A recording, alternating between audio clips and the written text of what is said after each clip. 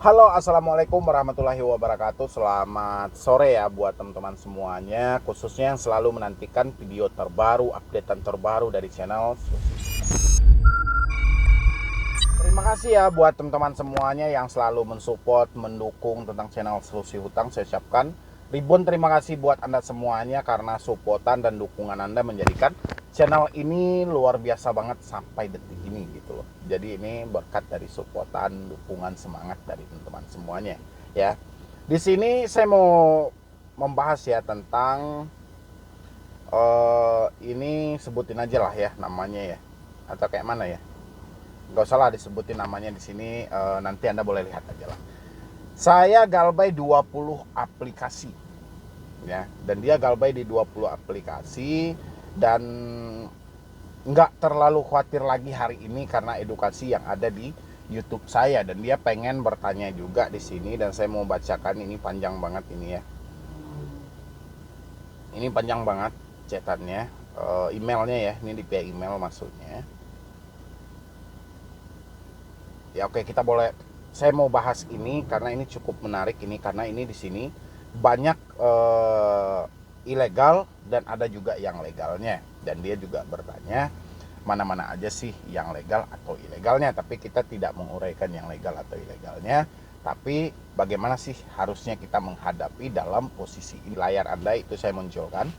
Di sini dia bilangin saya galbay 20 aplikasi ya, dan orangnya yang ngirim jelas di situ. Dan di sini, assalamualaikum Bang Medi, saya galbay baru 2 minggu ini.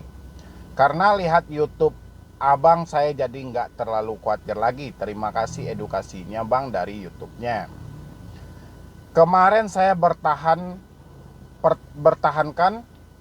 nomor saya dan takut data saya disebar karena teman relasi usaha saya. Terkadang saya sampai bayar perpanjangan. Bodohnya saya sampai narik lagi pas PPKM kemarin, padahal saya lagi nggak usaha. Demi nutupin 1 APK saya ambil 2 APK. Berarti ini gali lubang tutup lubang lah ya. Saya sampai terjebak banyak sekarang ini Bang. Baru 3 minggu ini saya egois saking butuhnya dana buat isi tempat usaha. Karena gimana caranya usaha saya berjalan dengan baik, tapi ternyata saya makin tersesat sampai puluhan pinjol yang ada.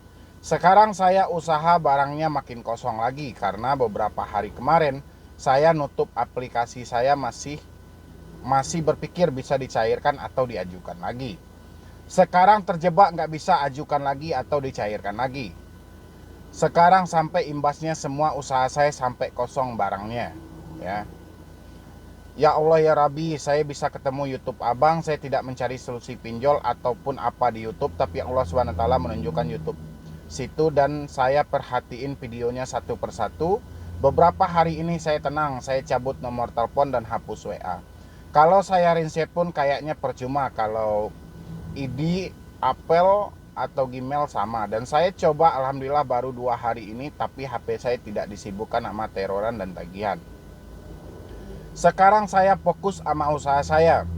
Mereka mau sebar data kayak manapun, kayak apa, kayak udah lilah aja Bang. Emang ini keegoisan saya. Pengen punya usaha dengan cara pinjol. Saking buntunya pemikiran Bang, mau pinjam kemana, akhirnya saya coba beranikan dipinjol. APK, ini APK-nya ya. Pinjaman teman, pinjaman uang, pahlawan pinjam, dana harapan, tunai cepat, pinjam no, dan pinjam Indo. Lumayan nih ya, kira-kira siapa ayo yang terjebak dengan hal yang sama. Saya kalau udah ada pinjam no ini sudah cukup menarik ini kalau menurut saya ya. Di bawahnya lagi ada EasyCash, Kredivo, Tunaiku, Danafik, Finmas. Get uang, Dana Fast, Credit In, mau cash, saku uang, Kapten Pinjam, Uku, Dana Rupiah, saku uang, Rupiah Maju. Yang nggak tahu mana yang legal atau ilegalnya. Jadi dia terjebak di sekian banyak aplikasi. Gali lubang tutup lubang. Ternyata memang gali lubang dan tutup lubang ini cukup berbahaya banget ya. Apalagi kita yang tidak memikirkan dampak-dampak buruknya buat ke depan. ya. Dan ini boleh dijadikan pengalaman buat teman-teman semuanya bahwa pemikiran yang sesat akan menimbulkan suatu tindakan juga yang sesat. Dia di sini beranggapan dengan dia meminjam uang pinjol itu bisa digunakan buat usaha, ya. Sedangkan orang banyak yang sudah berpengalaman, ya. Coba logikanya. Orang yang benar-benar hidup di dunia usaha, nominal bunga dari jumlah pinjaman dia itu sangat penting, ya. Contoh, minjam 1 juta, bunga 24%. Coba tanya ke pembisnis yang benar-benar pembisnis, dia tidak akan mau itu. Tapi sayang banget ya, kenapa kita yang berada di posisi bawah tidak berpikiran ke dalam itu. Anda boleh lihat berapa banyak orang-orang kaya yang ada di Indonesia, dia untuk pinjamannya dengan 3% aja bunganya, 5% aja bunganya, itu mereka masih keberatan.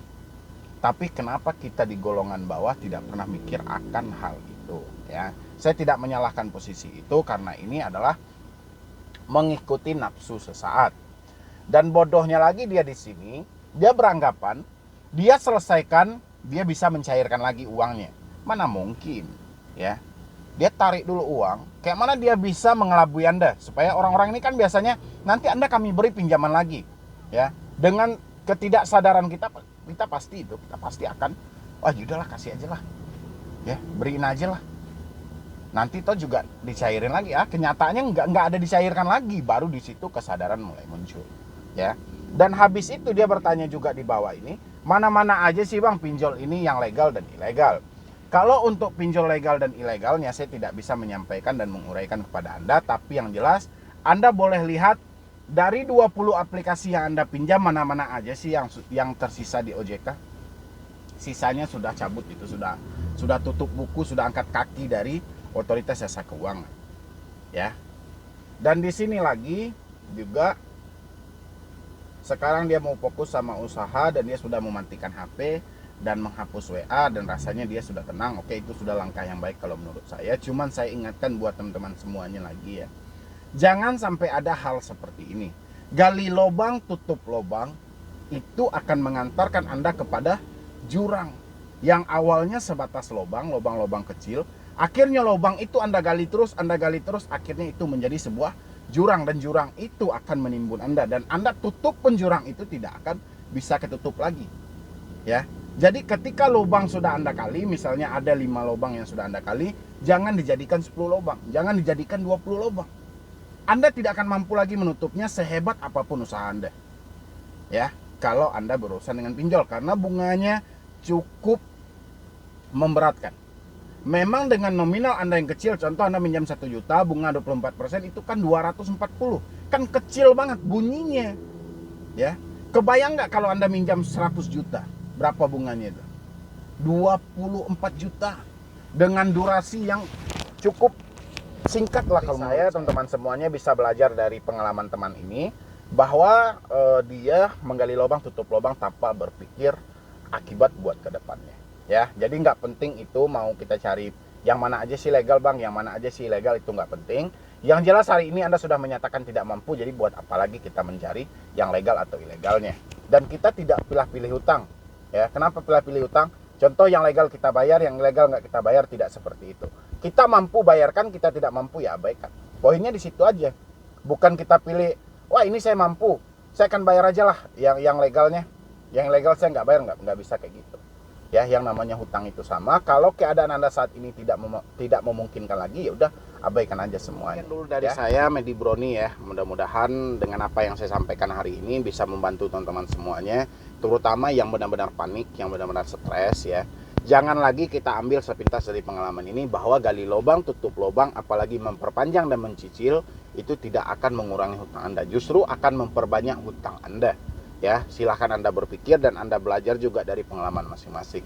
Dan teman-teman juga yang mau memberikan saran, ataupun teman-teman ingin saya itu membahas video yang seperti apa, tentang apa, isi di kolom komentar, atau Anda bisa kirim ke email saya, atau Anda kirim ke Instagram saya juga boleh. Bang, tolong bahas ini, nanti saya akan pertimbangkan apakah ini sudah pernah saya bahas atau belum.